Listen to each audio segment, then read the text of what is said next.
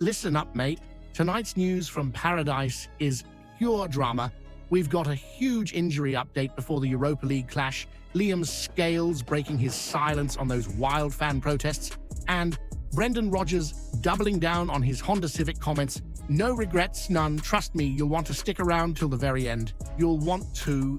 Big thanks to last week's top commenters. You've been brilliant. James Brooks, always leaving great thoughts. Margaret, thanks for joining the chat and supporting the channel.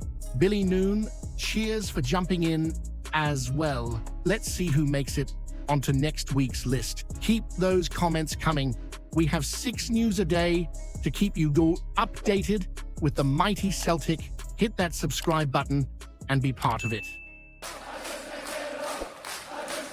Here we go again, another night under the lights at Paradise, but this time with a bit of good news to lift the mood. Big Alistair Johnston is back, finally.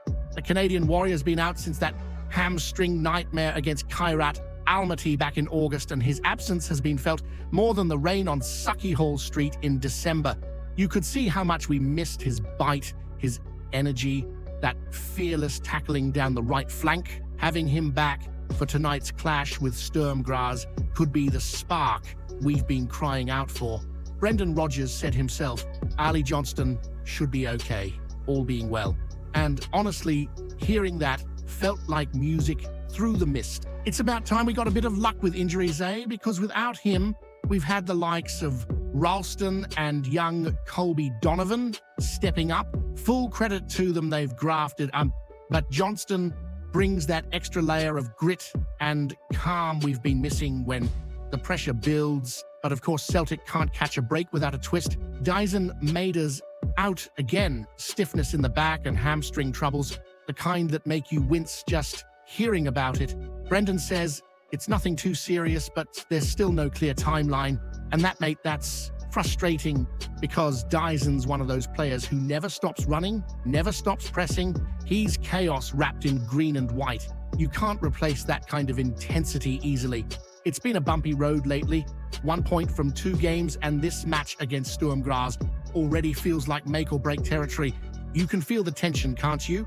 The Europa League this year isn't even the toughest we've seen, yet we've made it look like climbing Ben Nevis in flip-flops. This has to be the night the boys wake up. The pass is sharper, the pressing relentless, the spirit alive again. Because anything less, and you just know the pressure on Brendan will start to boil over. Still, Johnston's return could be that tiny piece of stability that brings balance back to the squad. When he's on, the whole back line feels steadier. And if we can find that rhythm again, there's no reason we can't turn this campaign around. But here's the big question for you. Be honest now, with Deason out and the form dipping, do you still believe Brendan's got the answers? Or is the board's poor planning finally catching up with us right in the middle of Europe? Hit that subscribe button. Lads, let's giant laldi till we hit 1,500 mad Celtic daffs. You could sense it the moment those tennis balls started raining down.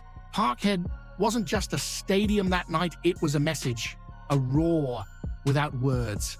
And Liam Scales, has tried to downplay it, calling it a slight distraction, saying it didn't really throw the players off their stride. But come on, you saw it. It's hard to ignore a bright yellow storm bouncing across the pitch when you're trying to get your head in the game. He's right about one thing though. It wasn't aimed at the players, not one bit. It's the folk in the boardroom who should have been feeling the sting, sitting there shifting awkwardly in their seats while the cameras caught it all. The protests weren't chaos for chaos's sake. They were a statement, a way for you, for me, for every single person who bleeds green to say enough's enough. Because if you don't make noise in Glasgow, you disappear in the silence. Scales says once the whistle goes, you just get back on with it, and fair play to him. That's what a proper professional does. But you can still feel that undercurrent, can't you? The disconnect between the lads on the pitch and the suits upstairs. You can tell the boys want to win, to put things right, but when the people running the show aren't matching that same hunger, well, it eats away at the spirit. And let's be honest, the timing of it all couldn't have been worse. ahead of a huge Europa League night against Sturm Graz. After a rocky run of form, you need calm heads, unity, focus. Instead, you've got protests, banners, and the media sniffing around like it's feeding time at the zoo. But that's the cost of mismanagement. The tension seeps through the cracks and Paradise starts to feel restless. Still, you've got to admire the passion behind it. Celtic supporters, no, you don't sit quietly when things go wrong. You fight for what this club stands for. And if the board can't handle a few bouncing balls, maybe they've forgotten what the spirit of Celtic really is, and defiance, rebellion, pride.